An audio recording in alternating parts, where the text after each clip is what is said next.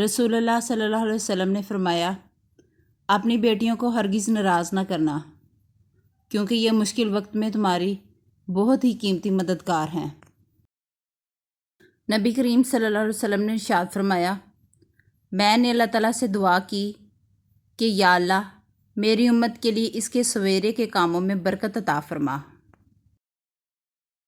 رسول اللہ صلی اللہ علیہ وسلم نے فرمایا، دوسروں کی عورتوں سے دور رہو، تمہاری عورتیں بھی پاک دامن رہیں گی، اور اپنے والدین کے ساتھ حسن سلوک کرو، تمہاری اولاد بھی تم سے حسن سلوک کرے گی۔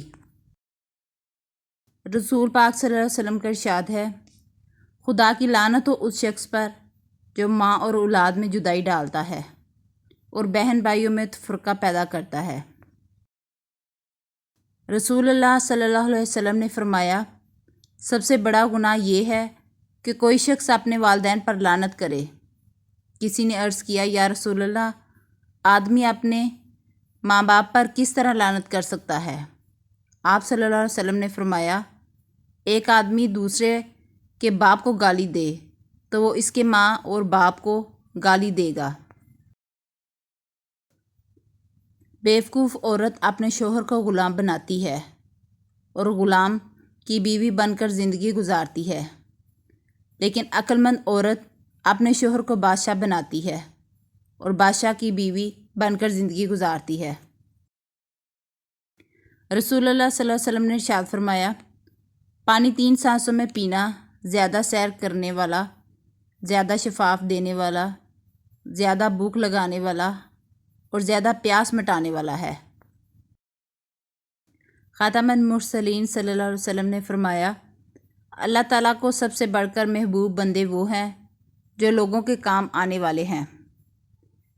اللہ عز و جل کو سب سے زیادہ پسندیدہ عمل کسی مسلمان کو خوشی فراہم کرنا یا اس کی کوئی تکلیف دور کرنا یا اس کی بھوک مٹانا ہے۔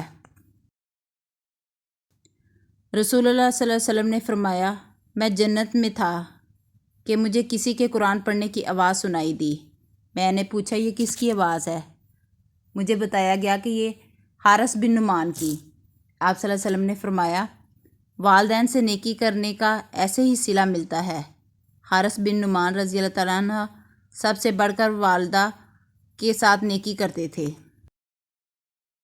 حضرت محمد صلی اللہ علیہ وسلم پر درود بھیجنا۔ ایک روز حضرت جبرائیل علیہ السلام آپ صلی اللہ علیہ وسلم کے پاس آئے اور کہا کہ میں دنیا کے سارے درختوں کے پتے گن سکتا ہوں، پانی کے قطرے اور ریت کے سارے ذرے گن سکتا ہوں، لیکن اس شخص پر اللہ تعالیٰ کی رحمتوں کی تعداد نہیں گن سکتا جو آپ صلی اللہ علیہ وسلم پر درود بھیجتا رہتا ہے۔ سبحان اللہ۔